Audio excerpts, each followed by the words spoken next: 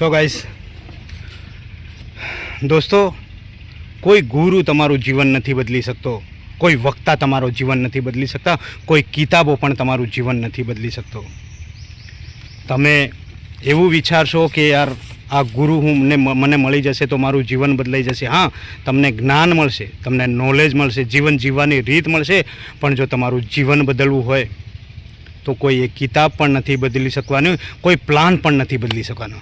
જો એ તમારે બદલવું હોય ને સાથીઓ, તો આપણે પોતે બદલાવવું પડશે, આપણે પોતે કંઈક પ્લાન કરવો પડશે. જો તમને કોઈ એક પ્લાન મળી જશે ને, તો એક પ્લાનને લઈને તમે આયોજન પ્રમાણે કામ કરશો તો તમારું જીવન તમે પોતે બદલી દેશો. સાથીઓ, આપણે આશા રાખીએ છીએ કે મને આ ગુરુ મળશે તો મને મોક્ષ મળી જશે, હું આ કરીશ તો આ થઈ જશે. આવી ઘણી બધી આશાઓ તમે રાખો છો, ભગવાન પાસે જાઓ છો, હાથ જોડો છો, નમન કરો છો, મંદિરો પાસે માંગો છો, પણ એ માંગવાનું છોડી દો. માત્ર ને માત્ર આપણે મંદિરોમાં જઈએ છીએ, પગે લાગો, લોકો પગે લાગે છે, કોઈ વાંધો નથી, પગે લાગો, શ્રદ્ધા રાખો, વિશ્વાસ રાખો, પણ ભગવાન પાસે ક્યારે ના માંગતા. તમે મહેનત કરશો તો તમને ઓટોમેટિક મળવાનું છે સાથીઓ. એટલે મહેનત કરો. તમે પુસ્તકો હજારો વાંચશો, લાખો નોલેજ લોકો પાસે લાખો જગ્યાએ ફરશો, દર્શન કરશો, નોલેજ લેશો, વક્તાઓ પાસે જશો, છતાં પણ તમારું જીવન કોઈ નથી બદલી શકવાનું. જો તમારું જીવન બદલવાનું હોય ને, તો પોતાને વિશ્વાસ હોવો જોઈએ કે હું મારું જીવન બદલી દઈશ. એક પ્લાનને લઈને પણ, એક પ્લાન સાથે પણ તમારું જીવન સાથીઓ તમે બદલી શકો છો, પણ એ પ્લાન પર કામ કરવું પડશે, પોતા પર વિશ્વાસ રાખવો પડશે.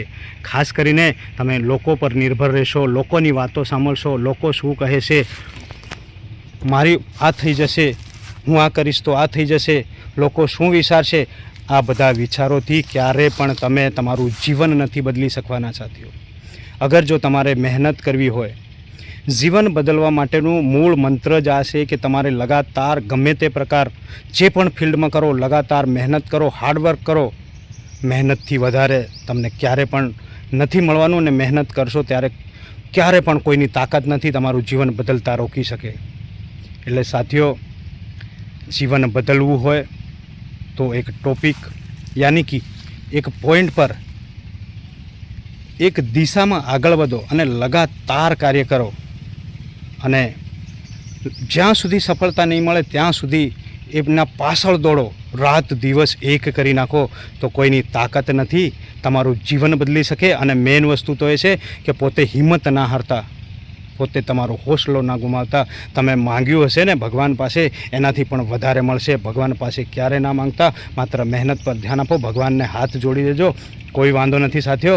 પણ તમે માંગ્યું ના વિચાર્યું હશે ને, એનાથી પણ તમને ઉપર મળશે, એનાથી પણ વધારે સફળતા તમે મેળવશો. પણ પોતા પર ભરોસો રાખવો પડશે. જે વ્યક્તિ પોતા પર ભરોસો રાખે છે ને, એ આસમાન છૂવાની પણ તાકાત રાખે છે સાથીઓ.